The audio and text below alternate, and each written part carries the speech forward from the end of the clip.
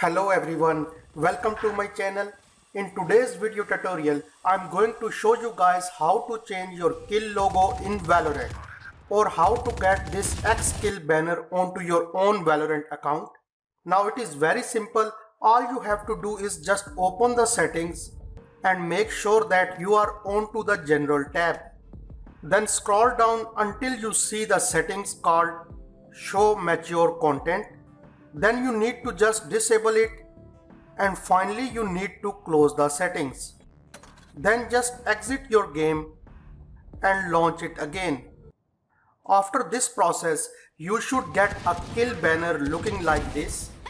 Now that is how you can change your kill animation oblique logo in Valorant.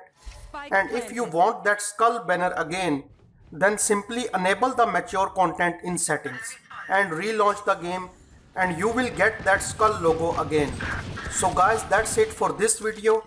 I hope this was helpful to you. Feel free to subscribe to this channel and I will see you soon. Peace.